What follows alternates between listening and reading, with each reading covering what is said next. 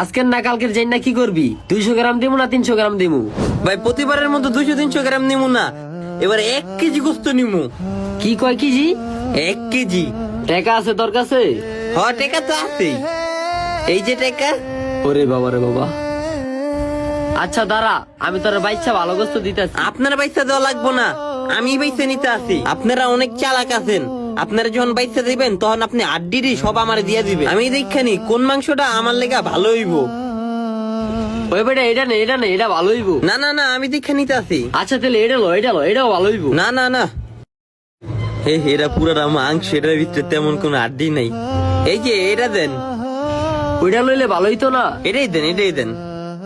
হালার ঘরে হালায় কত চালাকের চালাক, আমার থেকে বড় চালাক। ওই ভাই একটা মুরগি দেন। না না এটা না, ওই যে ওইটা। আপনি যে বাকি বাজার করে আমরা মুরগি কমপ্লিট করে রাখতেছি। আরে জীবনেও না, এই জায়গায় থাইকা বুঝা তারপর নিয়ে যাম। চামড়াটা ছিলা দেন, ড্রেসিং ও কইরা দেন।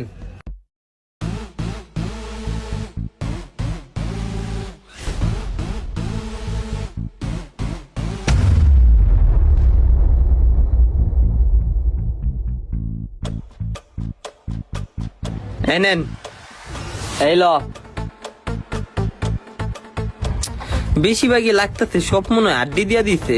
ওই ভাই দাঁড়ান দাঁড়ান দাঁড়ান, কোনো কিছু কিনার আগে একটু ধ্যান দিয়া দেখবেন, 2 চোখ দিয়া দেখা তারপর বুঝা নিবেন। বুঝি নাই কা এই কথার মানে? আপনি যে বাইচ্ছা গোস্তটি নিছেন, হ্যাঁ তো অর্ধেক গোস্ত রাইখা আপনার আড্ডি মিলাই দিছে। হ্যাঁ হ্যাঁ না হ, যায়া দেখেন।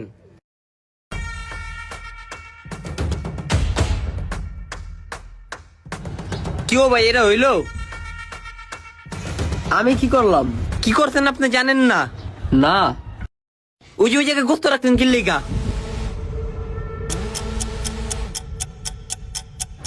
আরে এটা আমার হাতের থেকে পড়ে গেছে এখন। আপনার হাতের থেকে পড়ছে? ভাই শুনেন, একটা মধ্যবিত্ত মানুষ 1 কেজি গোস্ত কিনা মানে অনেক ব্যাপার স্যাপার।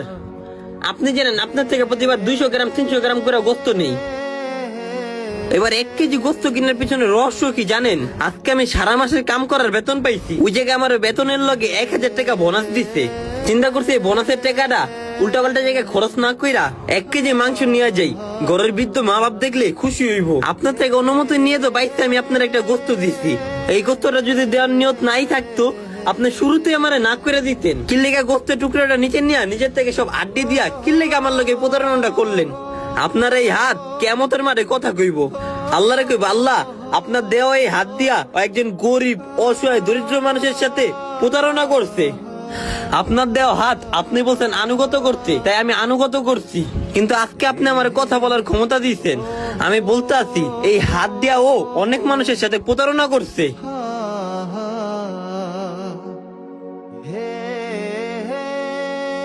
দে তোর পোল্টারটা দে, আড্ডি রাইখা এই গোস্তটা কাইটা দেই। লাগবো না, রাইখা দেন। আরে দে দে, শয়তানি করছিলাম। আপনার এই শয়তানের উপরে ঠাডা পড়ুক।